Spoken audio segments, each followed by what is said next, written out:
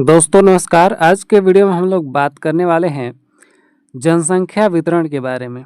ठीक है, जनसंख्या वितरण क्या होता है, जनसंख्या वितरण के प्रमुख पहलू क्या क्या हैं, ठीक है, या जनसंख्या वितरण कैसे होता है, जनसंख्या वितरण को प्रभावित करने वाले कारक। ठीक है, उसके बाद हम लोग बात करेंगे जनसंख्या वितरण को मापने का तरीका क्या होता है। ठीक है, किस तरह से हम लोग जनसंख्या वितरण को माप सकते हैं। ठीक है, ये सारी चीज़ें मैं आपको आज के वीडियो में बहुत ही अच्छी तरह से समझाने वाला हूँ। वीडियो में लास्ट तक ज़रूर बने रहिएगा और अच्छे से समझिएगा। चलिए हम लोग आज का वीडियो शुरू करते हैं। और शुरू करने से पहले अगर आप इस चैनल पर नए हैं तो चैनल को सब्सक्राइब जरूर कीजिएगा। चलिए शुरू करते हैं। देखिए, सबसे पहले तो जानेंगे हम लोग कि जनसंख्या वितरण क्या है। देखिए, जनसंख्या वितरण से तात्पर्य होता है किसी क्षेत्र विशेष में जनसंख्या के भौगोलिक वितरण या फैलाव से। जैसे देखिए, एक गांव में बहुत से लोग हैं, ठीक है, और वो अलग अलग जगह पर रहते हैं। ठीक है, मतलब कि पूरे गांव में फैले हुए हैं, तो इसको कहेंगे जनसंख्या वितरण। ठीक है, इस बात को दर्शाता है, यानी जनसंख्या वितरण जो है इस बात को दर्शाता है कि किसी देश, प्रदेश या दुनिया के विभिन्न भागों में लोग किस प्रकार, किस घनत्व में रहते हैं। जनसंख्या वितरण को प्रभावित करने वाले कई कारक होते हैं, जैसे भौगोलिक, सामाजिक, आर्थिक और सांस्कृतिक। देखिए, जनसंख्या वितरण कहेंगे किसको, थोड़ा सा समझ लीजिए। देखिए, दुनिया में जितनी आबादी है, ठीक है, वो सब अलग अलग जगहों पर है। ठीक है, मतलब एक देश में जनसंख्या है, ठीक है, मतलब जितने भी देश हैं सभी देशों में जनसंख्या फैला हुआ है। ठीक है, तो उसी को कहेंगे जनसंख्या वितरण। ठीक है, एक लाइन में समझिए, मतलब कि जनसंख्या का फैलना, ठीक है, जनसंख्या का वितरण, उसी को कहेंगे जनसंख्या वितरण। ठीक है, देखिए, जनसंख्या वितरण के दो पहलू हैं।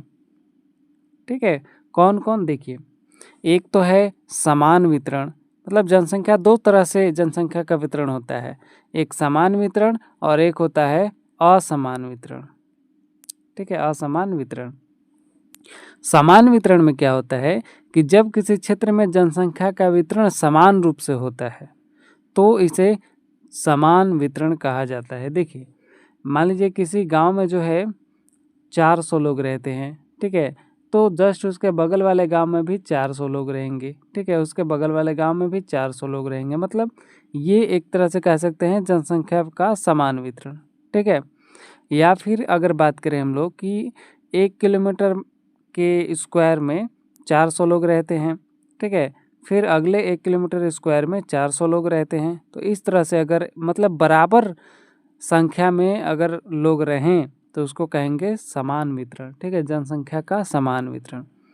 और असमान वितरण किसको कहेंगे, देखिए, अधिकांश क्षेत्रों में जनसंख्या का वितरण असमान होता है। कुछ स्थानों पर घनी आबादी होती है जबकि अन्य स्थानों पर कम या बिल्कुल भी नहीं होती। जैसे पहाड़ी इलाकों में कौन रहता है, कोई नहीं रहता है। शहर में बहुत ज़्यादा लोग रहते हैं तो वहाँ पर घनी आबादी होती है।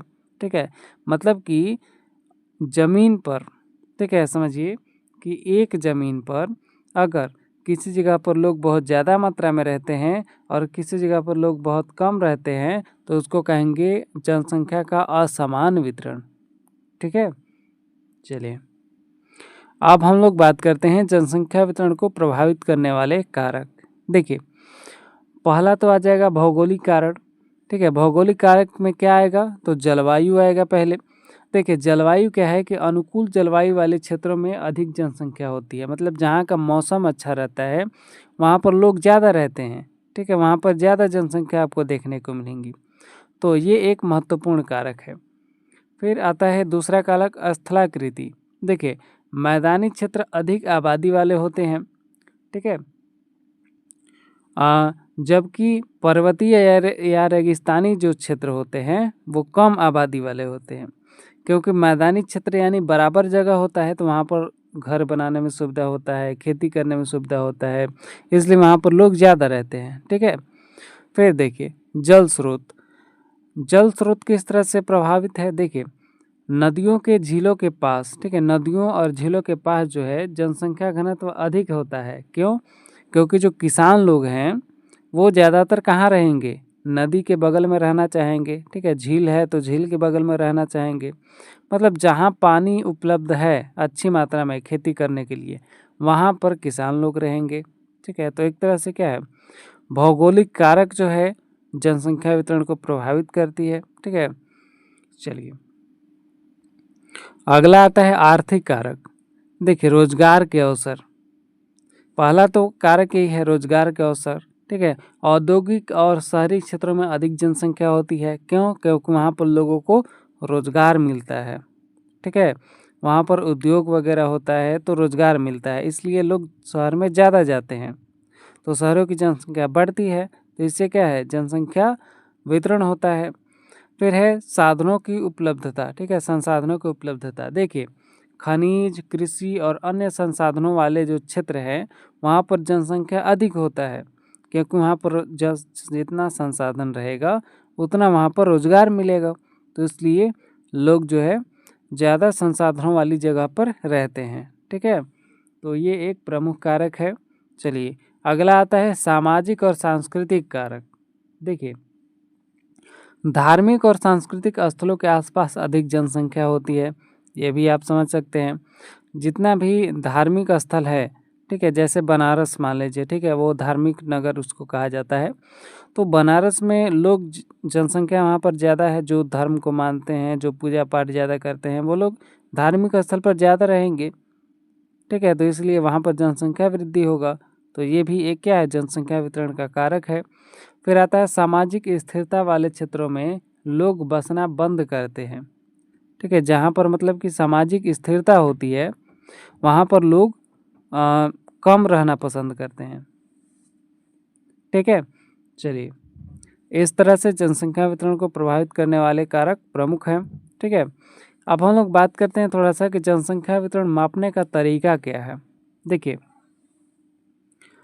जनसंख्या वितरण को जनसंख्या घनत्व से मापा जाता है, ठीक है, जो किसी क्षेत्र की प्रति वर्ग किलोमीटर में निवास करने वाले लोगों की संख्या को दर्शाता है। देखिए जनसंख्या वितरण को मापने के लिए फॉर्मूला भी है, जैसे कुल जनसंख्या जितना भी है, ठीक है, किसी क्षेत्र का, और उसको कुल क्षेत्रफल से यानी किलोमीटर स्क्वायर से हम लोग भाग दे देंगे, तो 1 किलोमीटर स्क्वायर में जितना भी जनसंख्या आएगा वो हो जाएगा जनसंख्या घनत्व, ठीक है।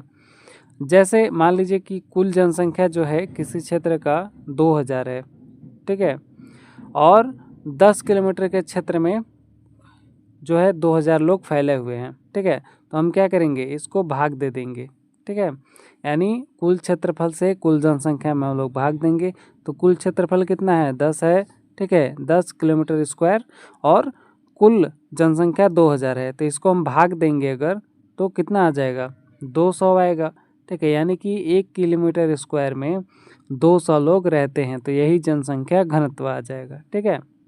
चलिए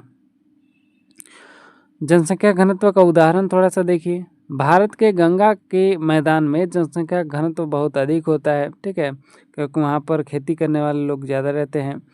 राजस्थान के मरुस्थलीय क्षेत्रों में जनसंख्या घनत्व बहुत कम है, ठीक है, ये भी एक जनसंख्या वितरण का उदाहरण हो जाएगा। फिर है इस प्रकार जनसंख्या वितरण क्षेत्र की भौगोलिक और सामाजिक आर्थिक विशेषताओं को समझने में मदद करता है, ठीक है, मतलब कि जनसंख्या वितरण जो है एक तरह से भौगोलिक और सामाजिक जितनी भी आर्थिक विशेषताएं हैं, ठीक है, सामाजिक विशेषताएं, भौगोलिक विशेषताएं और आर्थिक विशेषताएं उसको समझने में भी मदद करता है, ठीक है। तो आई होप आपको यहाँ तक अच्छे से समझ में आया होगा, ठीक है, और कोई कन्फ्यूजन होगा तो कमेंट करके ज़रूर पूछिएगा, और वीडियो अच्छा लगा हो तो लाइक ज़रूर कीजिएगा, ठीक है। चैनल पर नया है तो सब्सक्राइब कर लीजिएगा। मिलेंगे नेक्स्ट वीडियो में, तब तक के लिए धन्यवाद।